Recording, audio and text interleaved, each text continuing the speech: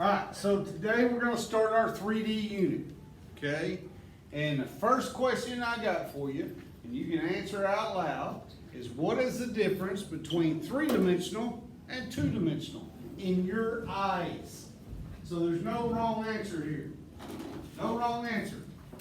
What's the difference between 3D and 2D to you? Yes, ma'am. 2D is more so flat. Okay. All right. Anybody else? Yes, Mike. 3D is like something that's coming out. Okay.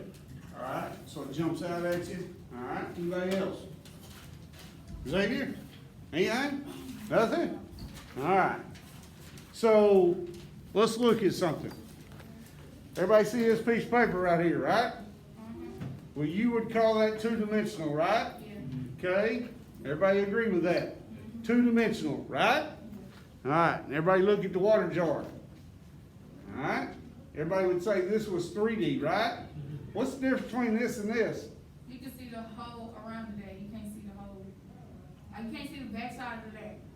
Okay, you can't see the backside, you can see the whole thing. Well, what if it wasn't glass? What if it was just a cup, you couldn't see the backside of it, could you? Then it'll be a two-dimensional shape. No. I don't know. Shoot. Like I said, you have no wrong answer. Okay? Somebody got it. Latrell, what's the difference between this and this? Chosen. One a cylinder and one a rectangle. Huh? One a cylinder and one a rectangle.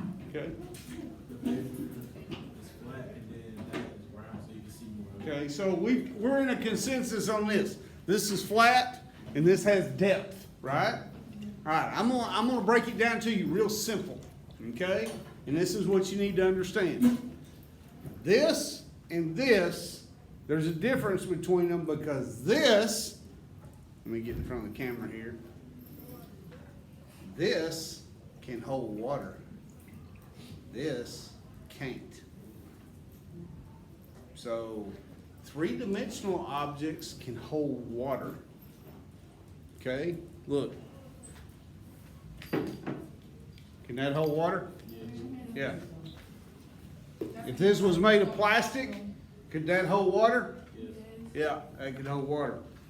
What about this? Could that hold water? Yes, that could hold water. All right? Can this hold water? No. No. So this would be two-dimensional, and this would be three-dimensional, right? Yes. Because this will hold water, and this won't, right? Yes. Does that only work with water or work with anything else? You put any liquid, anything that'll hold something is three-dimensional, okay? That's not necessarily water, okay? Now, I want to say this to you, and I want to put it in mathematical terms. Look, when we measure this and we try to find the surface area of this, we measure length and width, right? How many measurements is that? Two. Two-dimensional. Okay? When we measure for volume or surface area, what do we measure? Length, width, and height. So what do we have? We have three measurements, which makes it three-dimensional. Okay? But this will hold water. This one is a simple one. So what I want you to write down in your notes is this. I want you to write three-dimensional figures. Number one, they hold water. They hold water or anything else. Okay? Plus, three-dimensional objects have depth. You are a three-dimensional object. We don't hold water, but we hold lots of other things, right? Okay? We are a three-dimensional object. Good Lord. Can I show my pencil? And you were in it? Can I show my pencil? Yes, you can sharpen your pencil. Okay. So today's objective is this. We're not going to put any measurements on anything. This is what I had thought about doing. I had thought about throwing out, and you're going to find surface area for all these objects, you're going to find volume for all these objects, and we're getting covered lickety split. But that ain't how it's going to work. First thing I need to do is I need to teach you what these look like.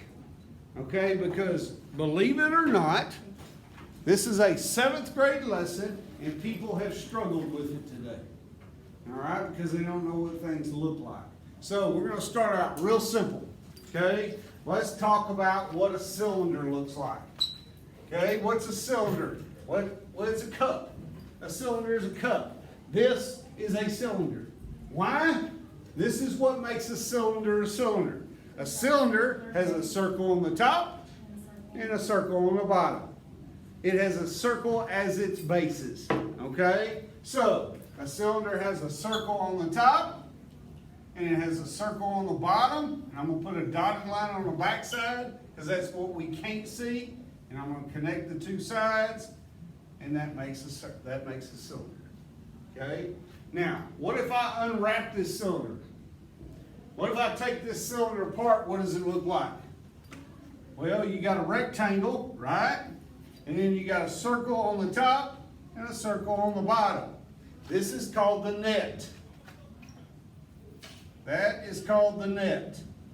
All right? When you break the object apart, it's called the net. Good Lord Almighty.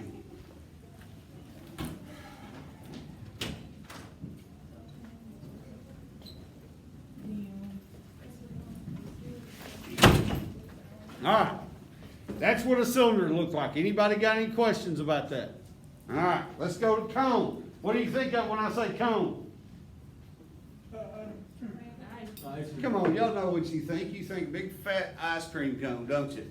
Okay, a cone looks like this. You got a base of a circle, and then you got a net of a triangle. It can be flipped upside down too. So when I break this apart, what I got a circle and a triangle. This is the net. This is the base. Okay, this is the base. Hey, let's talk about math and let's not worry about other things. Okay? All right? Next easy one. A sphere. I got to warm up for a sphere. Y'all ready? Here we go.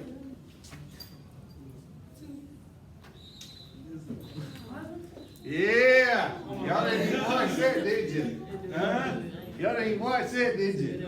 See, do it again. What did you do? That's a sphere. I draw a perfect circle. You know I can draw perfect circles? Here, I'll do it again for you. You gotta watch, so. All right, here we go.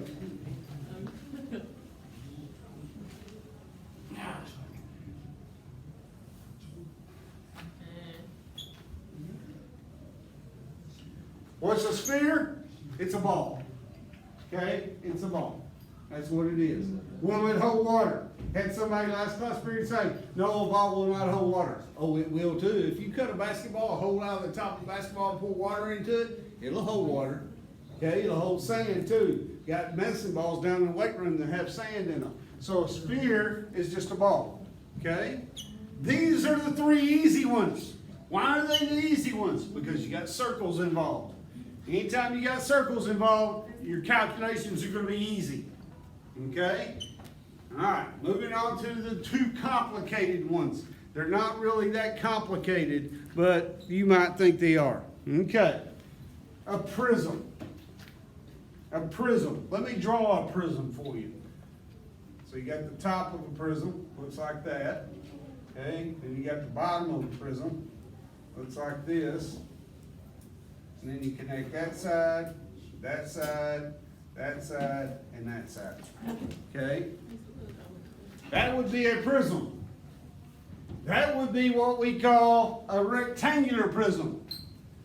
Because that side and that side, and that side and that side. These two sides are equal to each other, and this side is equal to each other. So this is a rectangular prism.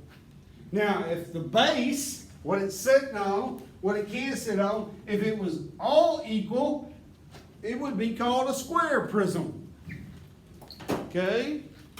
If the base was a triangle, guess what it would be called? A triangular prism. If the base was a pentagon, guess what it would be called? A pentagonal prism. If the base was a trapezoid, guess what it would be called? A trapezoidal prism. If it was an octagon, guess what it would be called? An octagonal prism. So your prism is named after your base.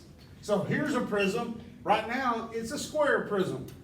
Okay? If all sides, side and bottom, are equal, then you have a cube. A cube is a type of prism. All right? Here, I'm going to draw another prism for you.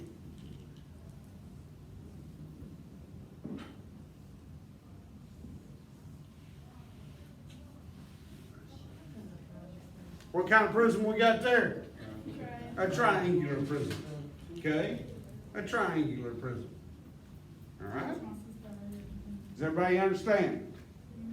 All right, so again, what if I got a trapezoid on the bottom? What's it called?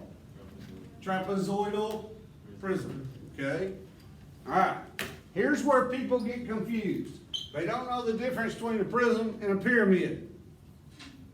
All right. Let me draw you a pyramid here.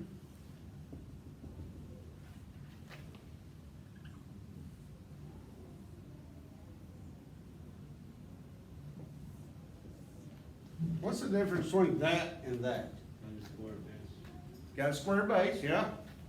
So it would be a square pyramid. All right, but what's the difference? What's the difference between that and that? 1 point. Look, in a pyramid, the sides all fold into 1 point. Okay? In a prism, they don't do that. This is still called a square pyramid. If it was a rectangle, it would be called a rectangular pyramid. If it was a trapezoid, it'd be called a trapezoidal pyramid. If it was a triangle, it'd be called a triangular pyramid. If it's a circle, what's it called? No, it'd be called cone. Okay?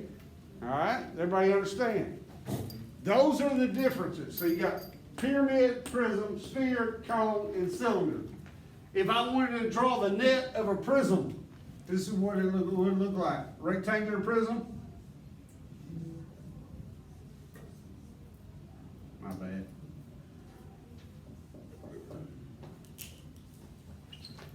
It would look something like that.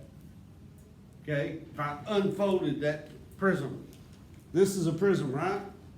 Watch. I unfold it. There's the net. Okay, guess what? It's still a prism. It's still a prism, but I've just unfolded it. I know on your work today, there's some that are unfolded and you got to be able to tell what they are. If I got a circle here and a circle here and I got a rectangle, what's it called? A cylinder. A cylinder. Okay? You understand what I'm saying? All right. Anybody have any questions?